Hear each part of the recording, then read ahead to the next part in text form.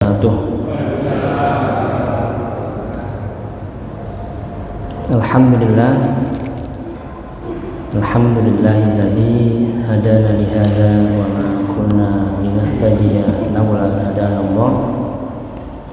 Asyhadu an la ilaha illallah wahdahu la syarika lah wa asyhadu anna nabiyyana Muhammadan abduhu wa rasuluhu la nabiyya ba'da.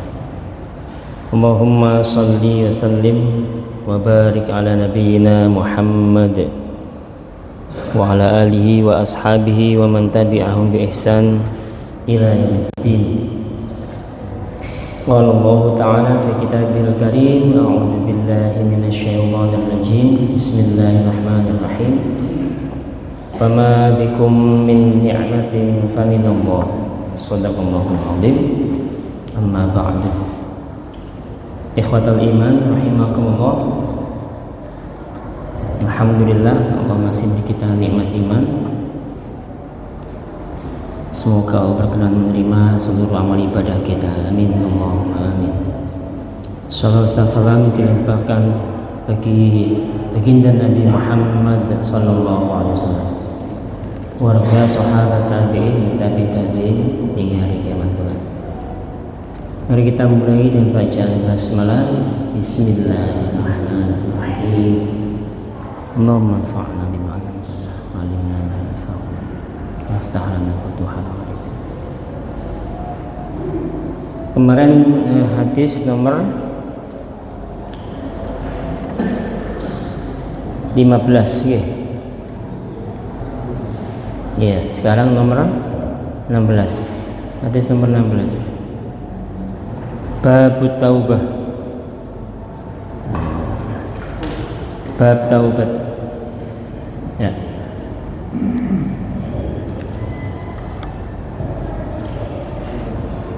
Bismillahirrahmanirrahim. Wa an Abi Musa Abdullah bin Qais al-Ash'ari radhiyallahu anhu 'anil Nabi sallallahu alaihi wasallam qala inna Allah ta'ala yabsutu yadahu bil-laili liyatuba musii'ul nahar wa yabsutu yadahu bin-nahari liyatuba musii'ul lail hatta tatlu'a asy-syamsu min maghribiha. Rawahu Muslim. Dari Abu Musa Abdullah bin Qais al-Ash'ari radhiyallahu anhu, dari Nabi Muhammad sallallahu alaihi wasallam, beliau berkata, sesungguhnya Allah Ta'ala membentangkan yadahu. Ini kalau kita mengikuti pemahaman para ulama ahli sunnah wal jamaah, kalau ada isim atau sifat Allah yang menyerupai makhluk, kita tetap sebut sebagaimana bahasanya. Allah membentangkan yadahu. Walaupun yadun itu dalam bahasa Arab punya 15 makna. 15 makna. Nah, salah satunya ada kekuasaan, ada juga tangan. Nah, kita baca saja ini sebagaimana hadis Nabi Muhammad SAW, amirruha kama ja'at. Kalau ada sifat Allah yang menyerupai makhluk, kita baca sesuai dengan tulisan dalilnya. Sesungguhnya Allah Ta'ala membentangkan yadahu pada malam hari agar orang yang berdosa di siang hari taubat, dan Allah membentangkan yadahu di siang hari agar pendosa di malam hari segera bertaubat, sehingga batasnya sampai matahari terbit dari arah terbenamnya. Ya. Rawahu Muslim. Ya, kalau kita pakai terjemahan yang biasa kita simak, Allah membentangkan tangannya. Nah, kalau kita sebut tangannya berarti Allah punya tangan. Nah, ini yang kita hindari. Makanya kita sebut dengan yadahu. Karena kalau kita membayangkan Allah punya tangan, maka Allah sama dengan makhluk. Dalam akidah Ahlussunnah wal Jamaah, sifat-sifat mutasyabihat dikembalikan kepada makna aslinya. Ya. Nah, Allah membentangkan yadahu bisa jadi maknanya apa? Rahmatallah bi'ibadihi. Ini faidah hadisnya. Allah membentangkan yadun yang artinya sebagian saudara kita memaknai itu tangan sebagaimana tangannya makhluk, diarahkan ke makna lain yaitu rahmat. Berarti Allah membentangkan rahmatnya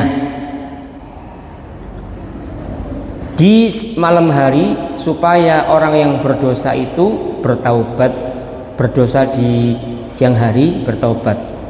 Allah membentangkan rahmatnya di siang hari agar orang yang berdosa di malam hari segera bertaubat, sehingga batasnya sampai matahari terbit dari arah terbenamnya. Berarti itu kiamat. Berarti batas taubat itu kiamat. Kita baca syarahnya di sini. Sesungguhnya rahmat Allah, ya ini ya, rahmat Allah dengan atau terhadap hamba-hambanya dan ampunannya Allah kepada mereka mencakup seluruh zaman. Jadi dari mulai Nabi Adam sampai hari kiamat itu Allah membentangkan rahmatnya supaya orang yang berdosa itu selalu kembali kepada Allah. Begitu. Lintas zaman sampai kiamat, termasuk zaman sekarang. Fala yahtassu biha zamanun duna zamanin, maka tidak bisa dikhususkan satu zaman tertentu. Tidak, karena ini hadisnya berlaku umum. Sampai kapan pintu taubat terbuka? Sampai kiamat. Karena tanda kiamat itu matahari terbit dari arah barat.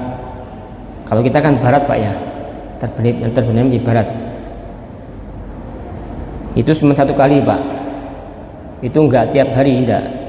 Kalau matahari terbit dari arah terbenamnya itu satu hari tok. Besoknya balik lagi, kembali dari arah timur lagi. Cuman itu hanya terjadi sekali. Tapi itu sudah menjadi tanda bahwa itu sudah akhir zaman.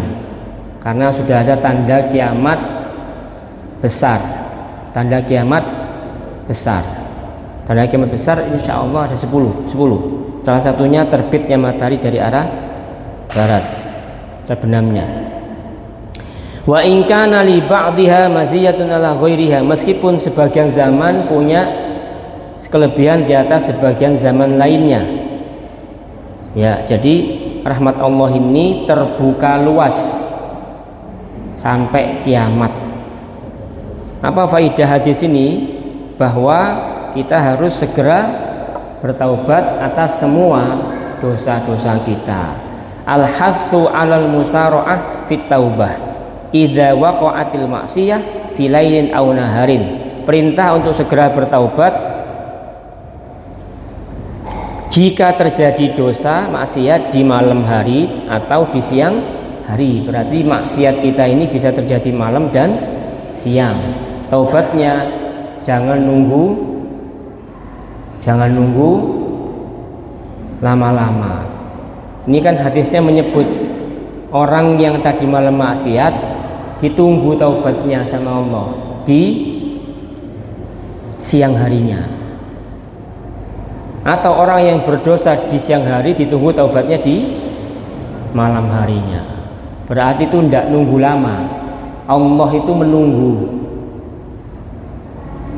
Jadi kalau kita ini bermaksiat Bapak Ibu, itu sebuah amalan atau perbuatan yang manusiawi, betul, karena kita manusia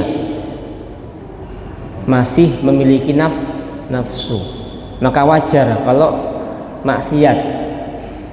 Wajar bukan berarti boleh, bukan, artinya wajar itu manusiawi. Nah kalau malam kita maksiat, jangan nunggu malamnya lagi, langsung pagi kita taubat Pak, taubat. Kalau bisa sholat taubat, kalau nggak bisa cukup menyesali tadi malam saya maksiat. Bahkan ada sebuah hadis, walaupun hadisnya ini dhaif ya, hadisnya dhaif, lemah. Siapa yang bertaubat kurang dari 6 jam, sita saatin, 6 jam dari mulai terjadi maksiat itu sampai taubatnya itu durasi 6 jam, maka Allah ampuni dosanya. Walaupun ini diperselisihkan oleh para ulama, 6 jam itu maksudnya apa? Karena zaman Nabi tidak ada jam, tidak ada jam-jam begini, tidak ada Pak. Zaman Nabi belum ada 60 menit, itu belum ada hitungannya ya. Dulu zaman Nabi itu hitungannya berdasarkan matahari atau berdasarkan pembagian, misalkan pembagian ketika orang sholat Jumatan kan ada yang datang di jam pertama dapat kurban unta, di jam kedua itu dapat pahala kurban sapi, jam ketiga dapat pahala kurban kambing, jam keempat ayam, jam kelima telur. Itu tidak menunjukkan jam dalam arti menit, enggak, tapi menunjukkan bahwa dari mulai subuh sampai imam khutbah itu ada sekitar berapa jam itu? 6 jam lah ya, kurang lebih 6 jam lah. 6 jam itu dibagi 5. Nah, apakah 6 jam dibagi 5 itu 1 jam pertama itu 60 menit? Enggak, lebih. Maka kalau kita bermaksiat di malam hari, jangan nunggu lama-lama. Paginya habis subuh atau setelah subuh atau sebelum subuh langsung taubat. Sholat sunnah taubat pada subuh gimana? Boleh apa enggak? Boleh. Kenapa? Karena ada penyebabnya. Sebabnya dulu baru sholat. Ada dosa dulu baru sholat. Itu namanya sholat sunnah yang ada sebabnya. Kayak kita sholat jenazah habis sholat subuh, aslinya tidak boleh, karena habis subuh tidak boleh sholat. Tapi karena ada sebab mayit yang mesti disolati, akhirnya boleh sholat sunnah jenazah setelah subuh, begitu ya. Sama siang hari kita maksiat, jangan nunggu besok, malamnya kita taubat. Makanya kalau bisa Pak, tiap hari kita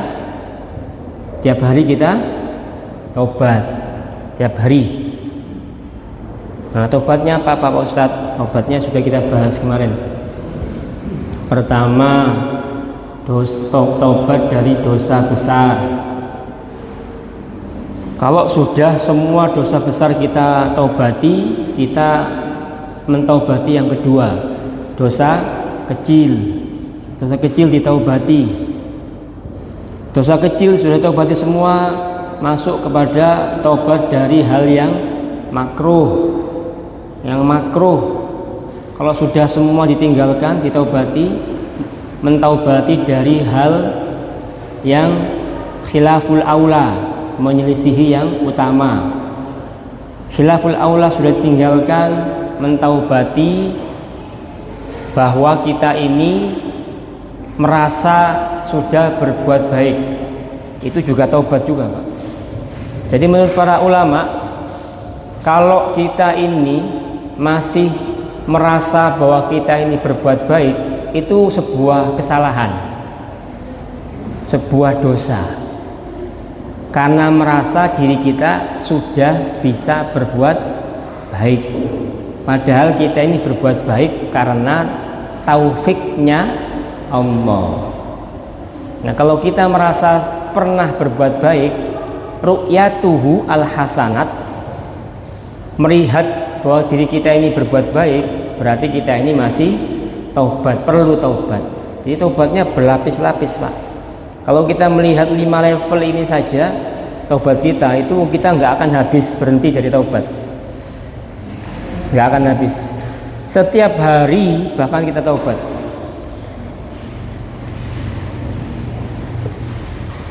Tobat dari yang apalagi yang meninggalkan yang sunnah. Meninggalkan yang sunnah itu perlu ditobati, Pak. Mengapa? Karena yang sunnah kita lewatkan. Melewatkan yang sunnah itu kesalahan dalam tanda kutip. Nah, itu sudah berat. Makanya tiap hari kalau kita bisa bangun malam itu, Pak. Kalau kita diberi rezeki oleh Allah bisa bangun tahajud, sholat pertama kali yang kita lakukan itu sholat taubat. Taubat dulu, baru kemudian sholat hajat, baru sholat tahajud. Begitu, Pak. Itu mengakui kesalahan namanya. Nah, orang yang mengakui kesalahan berarti dia ngaku dia ahli maksiat. Makanya orang yang begini ini nggak pernah menunda tobat, nggak pernah. Tobat itu harus segera. Ini perintah. Al-hatsu 'alal musara'ah fit taubah. Perintah untuk bersegera dalam taubat. Adapun nanti misalkan kita taubat kemudian kita tunda karena khawatir kita ngulang lagi dosa yang sama, terus kita tunda, ini setan yang keplok. Kenapa setan yang bahagia seneng? Karena dia punya bolo, punya teman. Ya, jangan nunggu nanti, Pak. Tobat itu jangan nunggu nanti, karena mati nggak nunggu nanti. Mati itu nggak nunggu nanti. Mati nggak nunggu pensiun. Mati nggak nunggu tua. Terus betul ya? Mati ndak nunggu anak-anak wis cepak kabeh. Mati ndak nunggu kita sempurna. Ndak. Mati itu datang sewaktu-waktu. Makanya kita harus segera taubat. Perkara nanti ulangi lagi karena kita nggak bisa menahan diri untuk tidak maksiat, ya taubat lagi. Begitu. Loh, kok ulangi lagi? Ya taubat lagi. Ulangi lagi. Ya taubat lagi. Sampai setan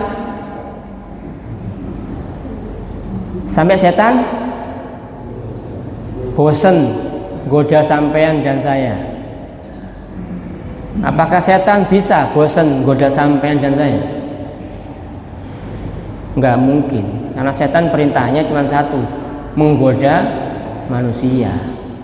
Kalau kita bisa memastikan setan itu pensiun dari goda kita, baru kita boleh pensiun atau berhenti tobat. Nah, faktanya tidak pernah setan berhenti goda, tidak pernah, Pak. Nanti kalau sudah setannya level jamaah, itu setannya ya level jamaah. Nanti setannya ustadz ya selevel ustadz. Loh iya, beda lagi. Nanti kalau ada kiai, setannya ya level kiai. Begitu. Ya nggak mungkin level-level jamaah goda kiai, itu nggak mungkin. Beda level. Apa ya? Godaannya itu lebih halus. Lebih halus. Nah, kita tidak bisa lepas dari itu, makanya kita harus segera taubat. Qubulu taubah mustamirun madama babuha maftuh. Taubat itu diterima selama pintunya terbuka.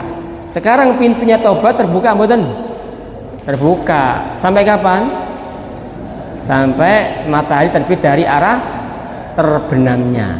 Kapan itu? Kiamat. Kiamatnya masih lama. Sepertinya masih lama, Pak. Karena Dajjal belum keluar. Dajjal sudah keluar, nah itu sudah pertanda itu. Pertanda. Tapi jangan tenang. Karena ada kiamat kecil. Apa itu? Kiamat besar itu ya kiamat besar ya Dajjal keluar. Kiamat kecil ya mati. Kematian itu kiamat kecil. Ya kita ini nunggu kiamat besar kayaknya nggak nututi. Jangan pernah berharap umur kita panjang sampai kiamat. Jangan. Itu doa yang nggak baik.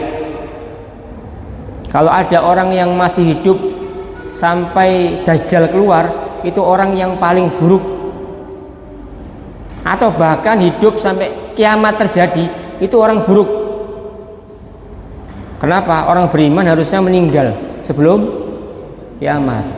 Nah, nanti orang-orang yang ahli iman akan meninggal dengan hembusan angin dari arah utara, dari arah Yaman.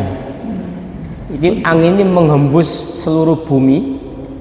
Orang-orang yang punya iman kena hembusan angin ini langsung meninggal, langsung, meskipun imannya sedikit. Plok kayak orang kena serangan jantung itu, Pak. Plok. Yang enggak mati itu orang-orang yang kufur dan kafirnya nyata. Nah, karena orang-orang beriman mati semua, yang tersisa hanya orang-orang kafir.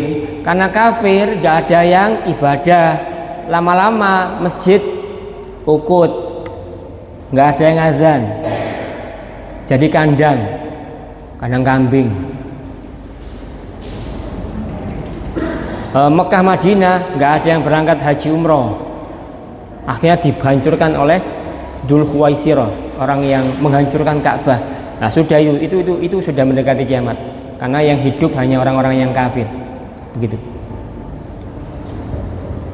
Wa yughlaqu babuha, pintunya ditutup bimatla isyamsi min maghribiha, ketika matahari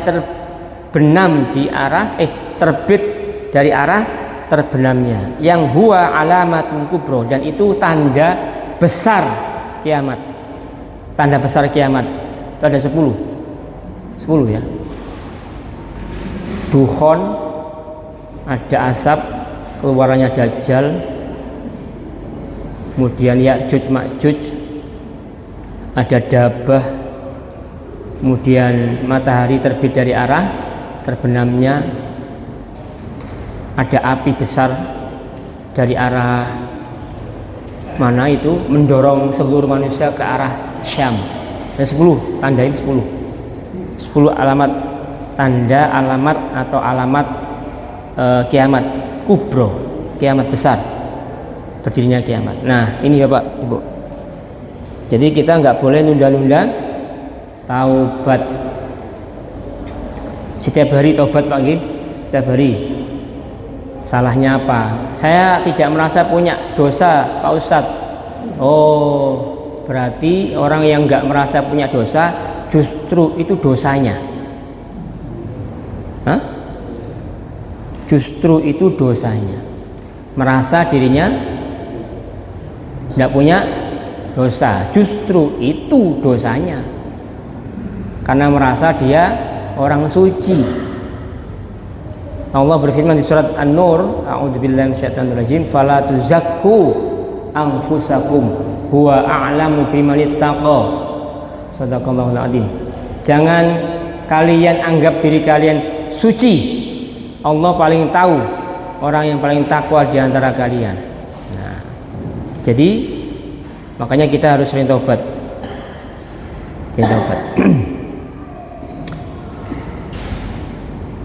Oke, hadis yang kelima, hadis yang ke-17 ya, di bab ini hadis yang kelima, tapi urutannya hadis yang ke-17. Wa an Abi Hurairah radhiyallahu anhu qala Rasulullah sallallahu alaihi wasallam, man taba qabla an tatlu asy-syamsu min maghribiha taballahu alaihi, rawahu Muslim. Dari Abu Hurairah radhiyallahu anhu qala, beliau berkata bahwa Nabi Muhammad sallallahu alaihi wasallam bersabda, siapa yang bertaubat kepada Allah sebelum matahari terbit dari arah terbenamnya, maka Allah akan menerima taubatnya. Masya Allah, ini jaminan dari Allah. Berarti kalau kita taubat sebelum kiamat, insya Allah Allah terima taubat kita. Begitu Pak. Makanya ada orang yang masuk surga melalui pintu taat, ada orang masuk surga melalui pintu maksiat. Kok bisa pintu maksiat? Kalau pintu taat wajar. Kalau pintu maksiat bagaimana caranya? Orang ini maksiat terus tobat. Berarti orang ini masuk surga melalui pintu maksiat. Dia tobat terus meninggal. Masya Allah. Ya. Makanya jangan kita ini, kalau orang yang ditakdir oleh Allah seneng atau rajin ibadah, itu mesti bersyukur, alhamdulillah. Tapi biasanya penyakitnya orang yang rajin ibadah itu, ini penyakit ya, penyakitnya orang yang seneng ibadah itu, rajin ibadah, alim, biasanya suka meremehkan orang. Nah, ini penyakit. Ini penyakitnya orang yang ahli ibadah. Kenapa? Karena dia merasa sudah pasti masuk surga. Terus melihat orang lain yang belum seperti dia diremehkan. Nah, ini penyakit. Jangan. Oke. Makanya kita jangan suka melihat bentuk fisik orang lain. Kalau jenengan lihat ada orang yang peci putih, jenggotnya panjang, pakai gamis, jidatnya ireng, kemana-mana pakai tasbih, bawa kitab terus, bawa Quran terus. Orang soleh mboten? Soleh mboten? Soleh enggak? Ya soleh secara casing, betul? Potongannya potongan soleh. Ternyata dalemannya, ternyata dia punya niat busuk, menipu orang lain dengan penampilannya. Atau orang ini merasa sudah pasti masuk surga. Berarti orang ini secara penampilan dohirnya mulia, tapi secara hakikatnya hina. Begitu. Sebaliknya, kalau jenengan dan saya lihat ada orang nggak pakai peci, badannya full dengan tato, full sampai moto-motoe pun ditato, mata putihnya di tato. Terus orang ini kemudian duduk di pinggir kita, kira-kira yang terpikir di benak kita apa? Orang ini kayaknya mau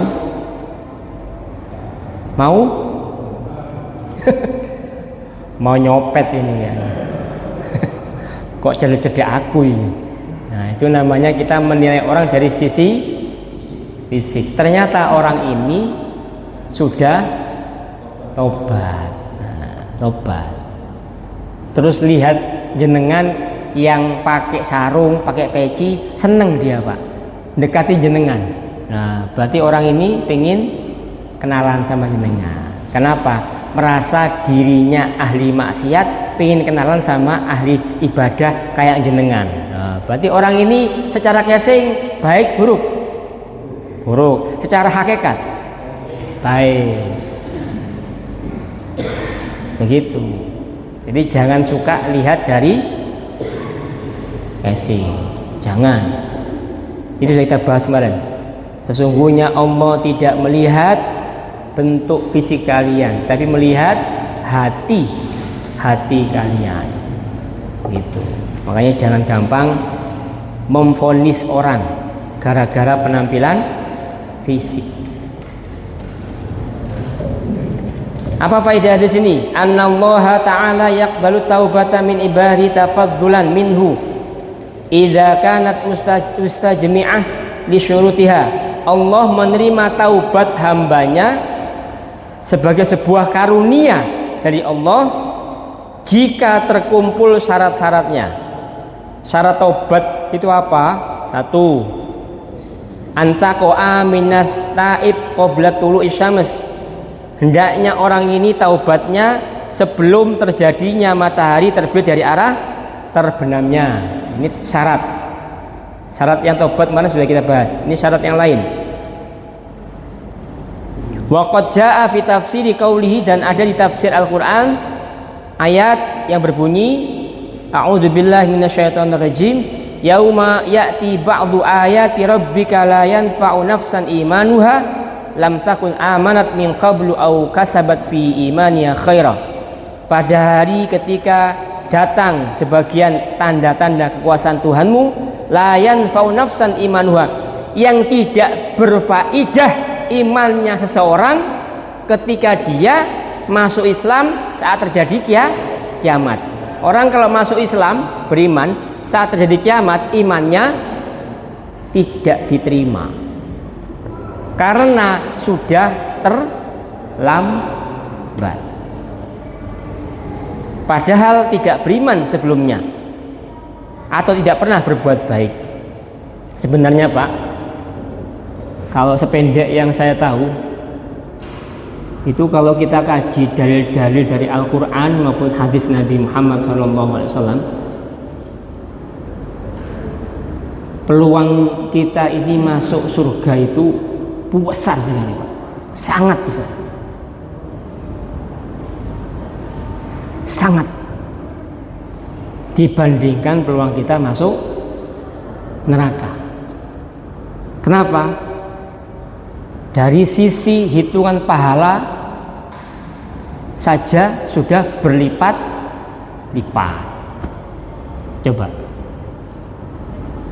Dari sisi taubat, orang yang ahli maksiat menjelang meninggal kemudian taubat terus meninggal, besar peluangnya masuk surga. Ingat, pembunuh 100 orang. Orang kafir dari mulai lahir sampai mau mati, menjelang mati orang ini masuk Islam terus mati, masuk mana Pak?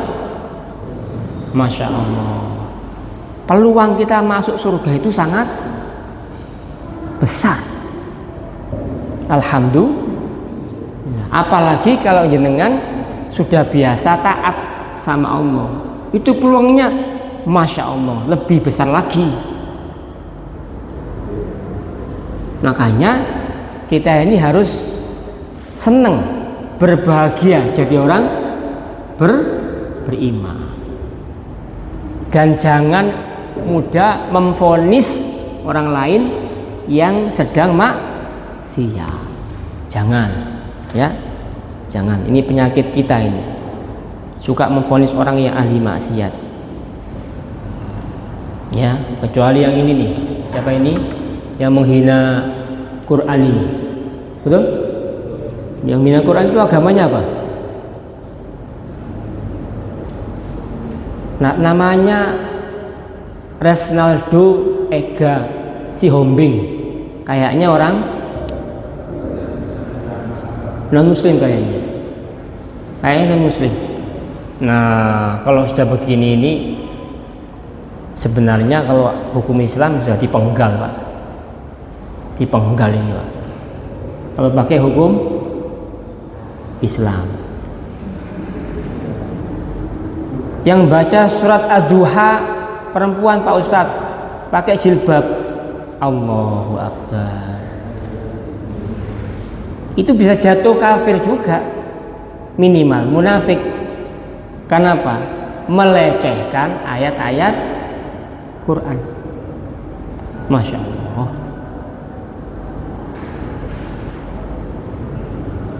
Bisa enggak misalkan pelakunya orang Islam bertobat, bisa apa enggak? Bisa. Loh, coba. Bisa.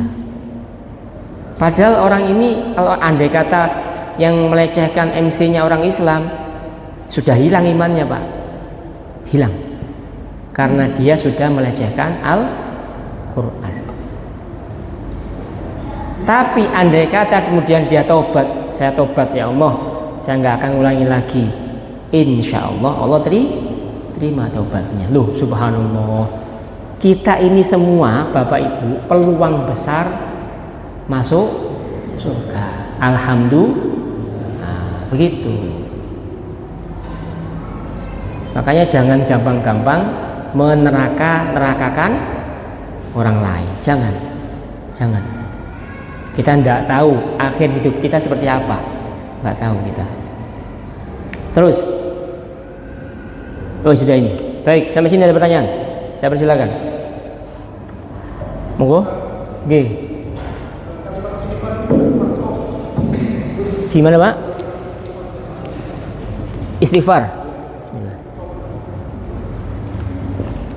Istighfar tiap hari. Ya, apakah sudah tobat? Perkaranya begini. Kita istighfar itu atas dosa apa? Loh, nggih, semuanya itu kan banyak, Pak. Nggih, artinya begini. Saran saya, jenengan ambil perbuatan jenengan tampilkanlah dalam ingatan jenengan nggih. Dosa ini jenengan taubati.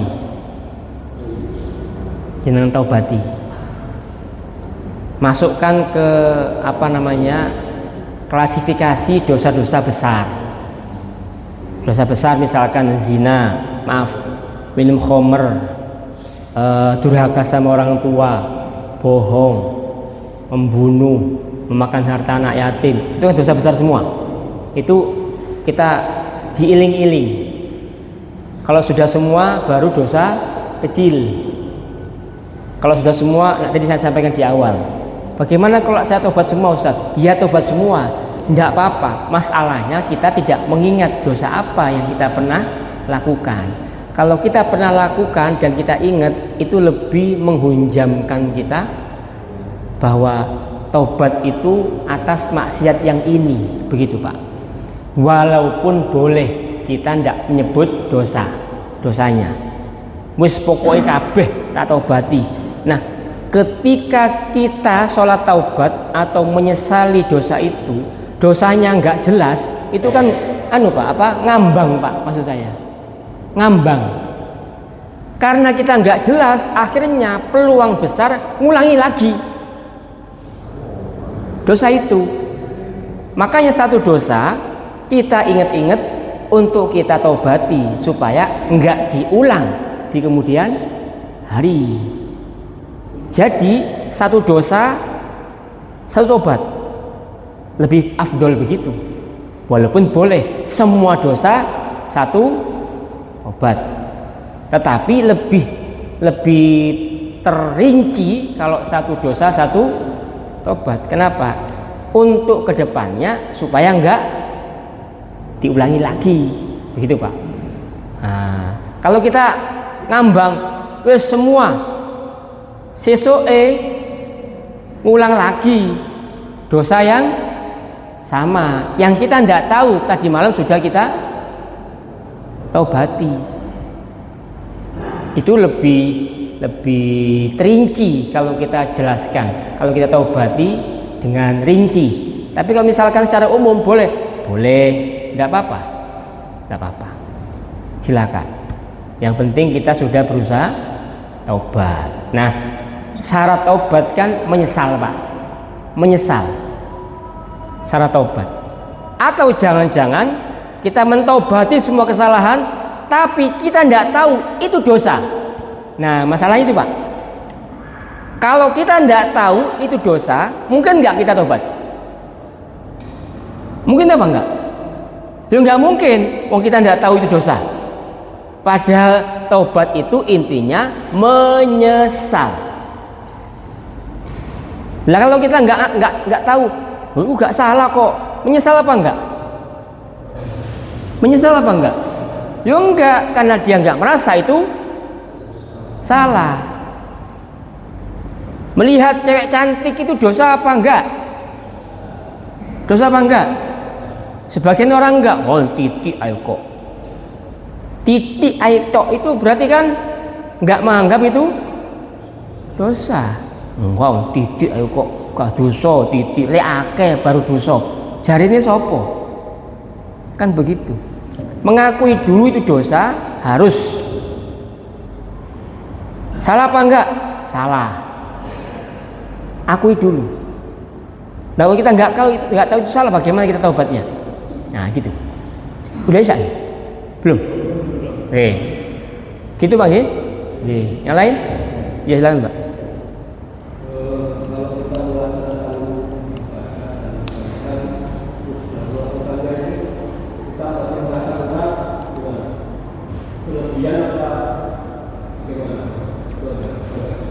Beribadah terus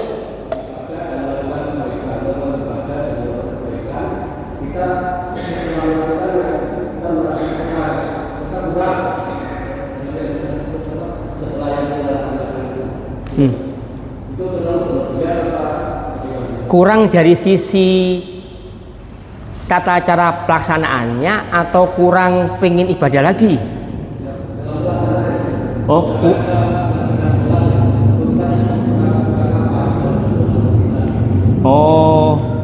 Maksudnya begini, kita sudah sholat, habis sholat kita merasa ada yang kurang. Syarat rukunnya apa? Khusyuknya atau apanya?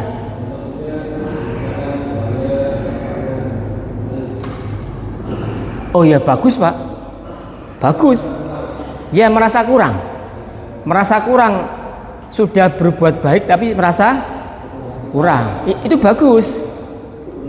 Oh enggak, baik. Karena merasa belum beribadah maksimal. Bagus Pak. Tapi disyukuri dulu, alhamdulillah sudah bisa sholat, tapi kayaknya ada yang kurang. Tidak apa-apa. Jenengan pernah umroh atau haji, kemudian merasa aku ingin berangkat umroh haji, sudah selesai, tapi kayak ada yang kurang ini. Itu baik. Kenapa? Karena pengen menyempurnakan. Apa bagus? Itu hal yang bagus dan positif Pak. Tidak apa-apa. Berlebihan itu bagaimana berlebihannya? Bukan, enggak berlebihan itu, bukan. Justru itu sikap yang positif. Berlebihan itu kalau kita gimana? Berlebihan itu apa sikap beribadah yang berlebihan gimana Pak? Agak sulit kalau kita menyebut ibadah berlebihan. Apakah kita menyebut Imam Ahmad yang sholat satu hari 300 rakaat itu berlebihan? Imam Ahmad itu satu hari sholat sunnahnya 300 rakaat. Imam Syafi'i itu satu hari baca Quran 30 juz satu hari. Apakah berlebihan? Tidak. Monggo silakan yang mau azan.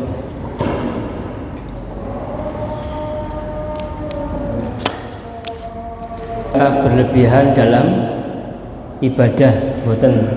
Selama ibadah itu tidak membuat kita jadi besar kepala atau bangga diri. Jadi sekelas Imam Syafi'i yang hafal baca Quran satu hari hatam 30 juz. Kalau kita kan hafal hatam 30 juz kan butuh waktu sebulan. Kalau satu hari satu juz. Kalau Imam Ahmad satu hari 300 rakaat, sementara kita paling banter berapa? Paling 15 ya, 15 rakaat. Tidak bisa disebut itu berlebihan, tidak. Tapi ketika ibadah berlebihan itu membuat pelakunya jadi besar kepala, itu yang bahaya. Seperti yang dialami oleh kelompok Khawarij. Nah ini Khawarij itu ahli ibadah Pak. Siangnya puasa, malamnya tahajud.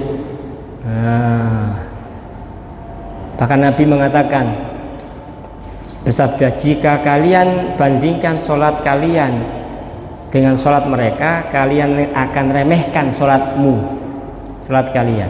Jika kalian melihat puasa kalian dengan puasanya orang Khawarij, kalian akan remehkan puasa kalian. Berarti puasanya itu full, sholatnya full, tapi penyakitnya satu, karena ahli ibadah akhirnya gampang mengkafirkan orang lain. Nah ini menerakakan orang lain, menyesatkan orang lain, bid'ah-bid'ahkan. Apa orang pokoknya nggak sama dengan saya, sesat kamu. Nah ini penyakitnya Khawarij ini. Jangan, sudah itu penyakitnya Khawarij. Ya, tapi mereka hafal Quran, hafal Pak. Yang membunuh Ali itu kan penghafal Quran itu. Yang bunuh Ali itu Abdurrahman bin Muljam, ya. Itu penghafal Quran itu. Bayangkan, penghafal Quran membunuh menantunya Rasulullah Sallallahu Alaihi Wasallam, orang yang dijamin masuk surga. Kok bisa begitu? Karena mereka sudah menyimpang dari umat ini. Pemahamannya itu sudah melenceng. Nah, padahal ahli ibadah. Nah, ibadah yang berlebihan tidak diiringi dengan tauhid, tazkiyatun nufus, tasawuf yang benar, mesti jadi begitu, mesti nyeleweng dia. Jadi hati-hati ya, tapi jangan juga difahami ya sudah kalau begitu nggak usah masih ibadah biar nggak jadi Khawarij. Iya, nggak jadi Khawarij tapi jadi Jahmiyah nanti. Kelompok sesat lain itu. Apa itu Jahmiyah itu, Ustaz? Jahmiyah itu begini, pokoknya zina gak popo, mencuri tidak apa-apa, korupsi tidak apa-apa, yang penting punya iman. Loh, itu Jahmiyah itu. Ini error ini Pak, podo errori. Yang ini ekstrim kiri, ini ekstrim kanan, podo errori, podo sesate. Tapi masih muslim, masih Khawarij itu masih muslim, masih beriman. Ya begitu. Sudah cukup? Oke, baik. Allah alam. Ya, apa terakhir? Cepat.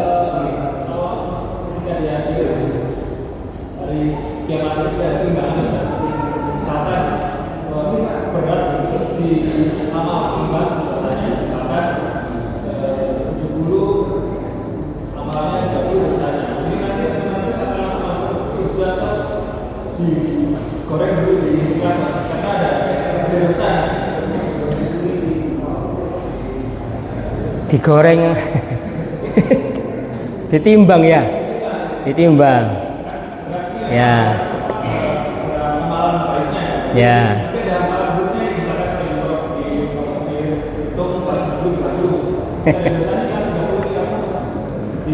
ya.